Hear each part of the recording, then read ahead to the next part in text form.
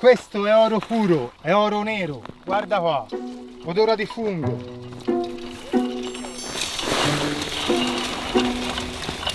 Ciao amici del bosco, oggi con Marco e Filippo parliamo di lombricoltura.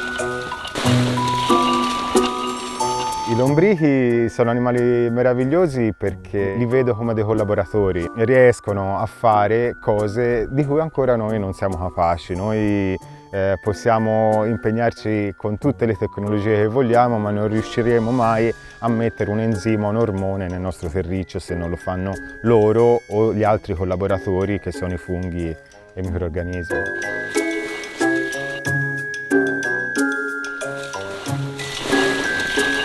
Questo è il risultato finale, che meraviglia! Il vermicompost va a fondersi con le argille e crea questi complessi argillo-umici che migliorano visivamente in tempi veloci la struttura del nostro suolo. In questo video impariamo a fare una lettiera con il letame per la produzione di lombricompost. Bisogna avere delle caratteristiche nel nostro posto essenziali, che sono quella di tenere protetti i lombrichi da alcuni predatori. Il posto sarebbe ideale fosse recintato. Noi duriamo tanta fatica in questo posto perché c'è un tasso che ogni tanto se la prende sul personale quando li tappiamo i buchi, ne scava di più grandi e ne trova altri. Quindi la prima cosa essenziale è la recinzione verticale del posto. La seconda cosa dipende se abbiamo problemi di talpe, perché le talpe sono il predatore peggiore dei lombrichi, ne mangiano chili al giorno, e quindi noi abbiamo trovato delle soluzioni proteggendo con o una rete metallica tipo di quelle da conigli con le maglie di 1 centimetro per 1 centimetro. La prima fase è fare un piccolo strato che accoglierà i nostri lombrichi di 10 centimetri di letame. Quindi semplicemente rete a terra di protezione, 10 centimetri di letame sopra la rete. Questo è il letame equino del maneggio proprio qui della struttura. I lombrichi mangiano sostanza organica, qualunque tipo di sostanza organica, hanno poche esigenze, ma quelle che hanno sono abbastanza rigide. Hanno bisogno di materiale morbido, materiale papposo, materiale che possano succhiare e che possa attraversare con facilità il loro corpo per poi essere espulso. Quindi va bene letame di ogni tipo. Io potrei consigliare di evitare quello dei carnivori con un solo stomaco, maiali per esempio. Vanno bene gli scarti della cucina, purché abbiano già subito quell'innalzamento della temperatura che hanno con la prima fermentazione. Questo vale anche per il letame, sì. Sembra incredibile, ma è uno dei miei lavori preferiti.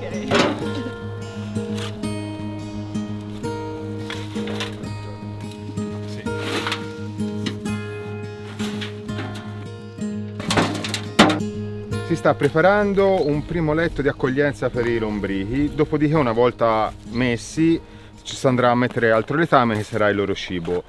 Queste sono operazioni che si fa in tempi scaglionati. Questo letto con i lombrichi dentro almeno 2 settimane ci vanno tenuti, ecco. Cosa vedo io dall'osservazione? Che questo letame è molto asciutto, è poco bagnato. I lombrichi hanno bisogno di umidità. I lombrichi che si comprano, quelle 2 specie, Eisenia fetida e Eisenia andei, sono molto più performanti, cioè a temperature più rigide e più calde continuano a lavorare e a riprodursi.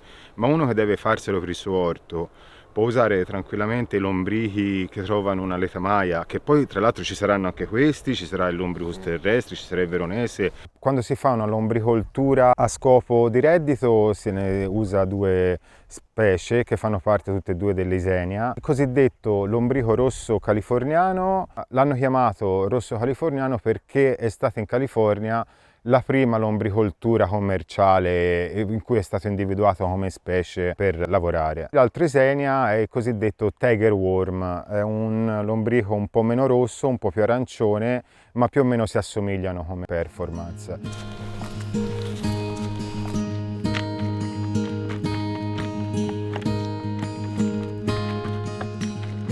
Quindi si inocula il letame con i primi lombrichi che si prendono da una lettiera. Da una lettiera oppure da una concimaia di un maneggio, da qualunque altro posto in cui una rotoballa in fermentazione, qualunque posto dove ci siano lombrichi. Adesso li faccio prendere confidenza con il loro ambiente perché è un trauma per loro e ce li tengo così una quindicina di giorni. In molti, quando fanno una lombricompostiera, pensano di doverla chiudere in qualche modo per evitare che i lombrichi scappino. Come vedi, noi si fanno tutte completamente all'aperto.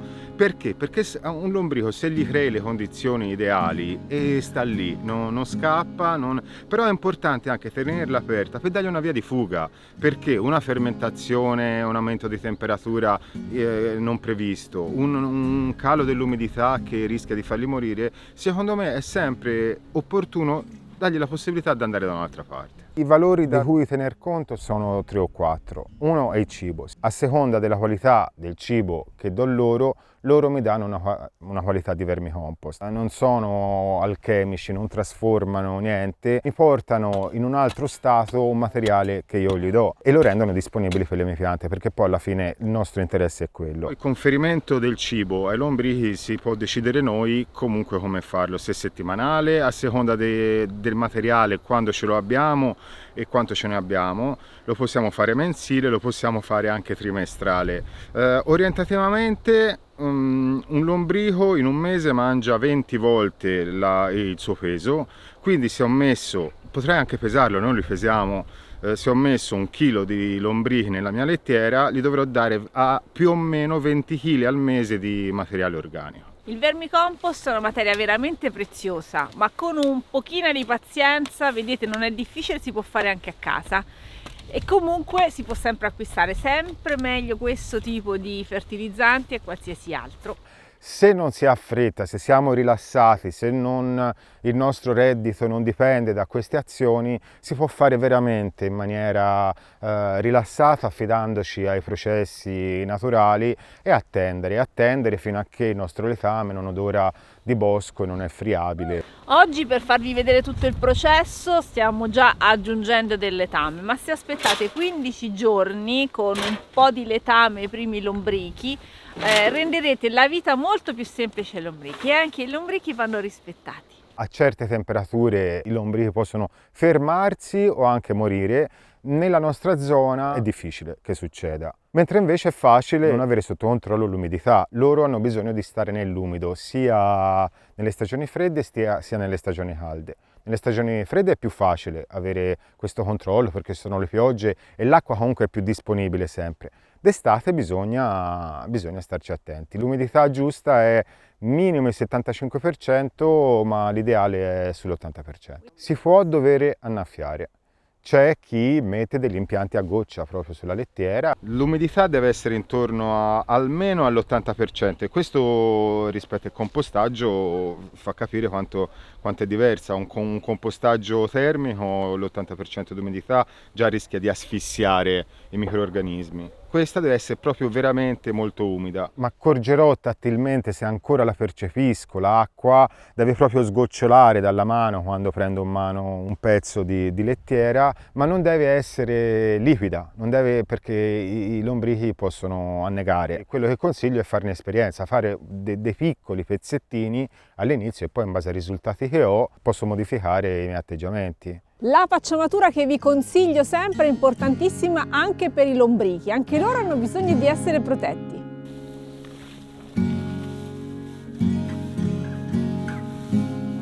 Cosa uso come pacciamatura? Si può usare materiale organico, volendo anche inorganico. Io preferisco organico perché tende anche a decomporsi e quindi a trasformarsi quello stesso in compost. Noi usiamo il fieno delle rotoballe non più buone per essere cibo per gli animali, quindi che hanno subito una fermentazione o comunque che non è più buono. Si possono usare foglie facendo attenzione a qualcosa, tipo foglie che contengono tannini. Poi dopo ce li ritroviamo i tannini nel compost, sappiamo che il tannino è un inibitore della crescita e quindi potrebbe essere rischioso. Sfalci d'erba, qualunque cosa che abbiamo intorno, cortecce di alberi, qualunque cosa di organico. La pacciamatura mi dà un sacco di prestazioni. Innanzitutto è utile sia nelle stagioni caldissime che in quelle di estremo freddo, perché mi fa un tampone alla temperatura. D'estate mi protegge dai raggi solari e dal caldo, d'inverno fa il contrario. È come mettere una piccola copertina sopra la mia lettiera. D'estate, quando la lettiera rischia di asciugarsi perché l'acqua evapora, mi fa un effetto, diciamo, spugna, cioè riesce a trattenere l'acqua delle piogge molto bene e soprattutto trattiene l'acqua dell'evaporazione dalla lettiera. Quando si fa per il proprio orto la lombricompostiera si può fare anche in modo che io comincio a creare una lettiera e poi via via, anche se ho subito del letame fresco, delle sostanze organiche fresche che gli odori di tenerle a casa magari mi sta pensando, io le posso mettere attaccate, allungare la mia lettiera con questo materiale in modo che i lombrichi possano scegliere loro quando andarci e hanno sempre il loro ambiente in cui si trovano a loro agio, e quando hanno terminato il loro ciclo di mangiare e di emettere vermicompost possono andare a attaccare quell'altro ambiente. Quindi il fatto di averli a terra mi dà libertà non solo vie di fuga ma anche di scelta loro, che non se ne andranno se gli creiamo le condizioni giuste, che sono umidità, pH e temperatura e cibo naturalmente.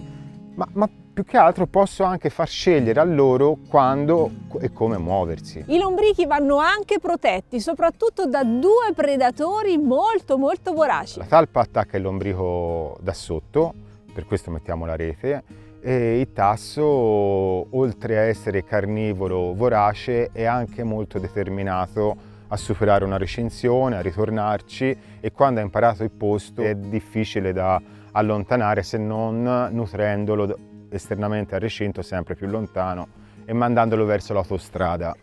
Scusa, l'ho voluto dire, ma vabbè, non importa, lo dico. A parte gli scherzi, noi non siamo per la violenza nei confronti di tassi e talpe, mi raccomando, lasciamoli vivere in pace nell'ambiente, dobbiamo solo difendere i nostri lombrichi. Dobbiamo capire anche a questo punto quando è che è pronto il nostro lombricompost. Ci accorgiamo che il nostro compost è maturo quando odora veramente ha un odore forte di funghi, di bosco, di geosmina, di terra. È friabile, si vede che non ci sono rimasti più grosse zone di sostanza organica ancora fresca. Il lombricompost può essere utilizzato così com'è oppure può servirci più raffinato, e allora ci serve una vagliatura.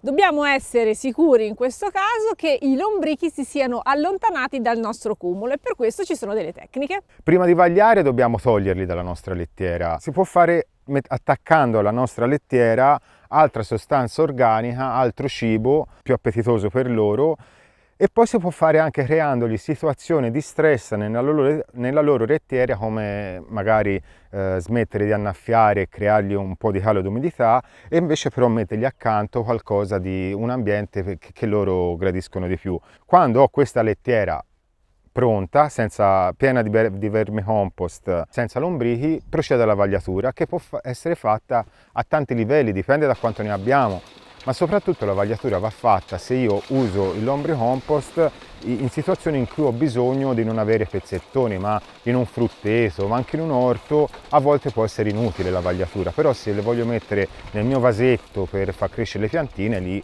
comincia a essere essenziale. Si può fare con una cassetta della frutta, mettendo appunto il vermicompost in una cassetta della frutta e scuotendo la cassetta. Si può prendere, come fanno i muratori per vagliare la sabbia, una rete inclinata al muro e con la pala buttare sopra il vermicompost, che cadrà qui quello vagliato e qui ci sarà uno scarto che potrà riessere utilizzato come uno starter per una nuova lettiera, fino a sistemi un pochino più complessi come un vaglio rotante o vaglio a scuotimento. Ce ne sono di diversi tipi.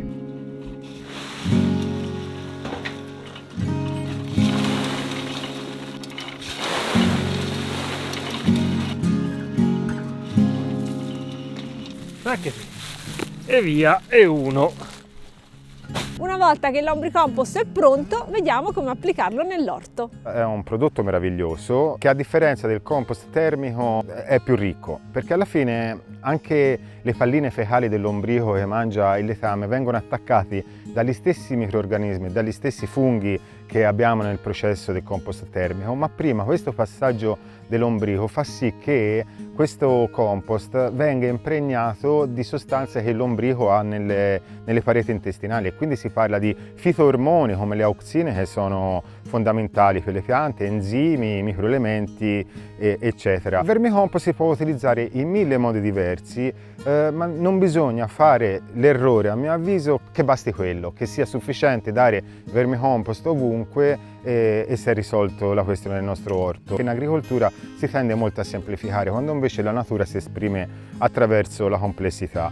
Quindi un errore può essere usare il vermicompost in eccesso. Per i miei studi un 20% nel nostro orto, nei primi centimetri del nostro suolo, nei nostri vasetti è sufficiente, dopodiché non diventa dannoso ma diventa inutile. Quindi chi coltiva sulle lettiere di vermicompost, a mio avviso, ne spreca tanto, chi ne mette troppo lo spreca, quindi un utilizzo è già quello di nutrire il nostro terreno. Un altro uso che se ne può fare è che è un ottimo modo per portare i nutrienti in profondità. Il compost termico portato in profondità, se non è molto stabile, può diventare quasi dannoso per qualche gas che emette. Il vermicompost abbiamo visto che può essere portato anche a 20 cm, anche in assenza d'ossigeno e soprattutto a contatto con le radici delle piante, e questo dà subito una botta nutriente alle nostre radici. E io non ne metterei tantissimo a contatto con le radici, ma quello proprio, sai, per superare quello stress di quando fai trapianti, una manciatina a contatto con le radici e poi invece come ammendante per nutrire il nostro terreno. Un altro uso, farci il tè. Il farci il tè per un uso fogliare, e questo ha un impatto immediato, quindi funzione nutriente, funzione ammendante, funzione di miglioramento della struttura e possibilità di essere usato in forma solida e in forma liquida. Importante ricordarsi che la lettiera che noi prepariamo per i lombrichi in realtà è un habitat ideale per tanti altri animali. L'ultima volta io e Filippo abbiamo trovato un nido di topolini in un vaglio che Filippo ha preso e ha spostato con delicatezza in un altro posto, ma beh, questo è perché era per la temperatura, ma si trovano i crostacei, si trovano i molluschi, si trovano degli scorpioni, un sacco di complessità, quello che dicevo prima, e questo ti fa capire che la strada è quella giusta.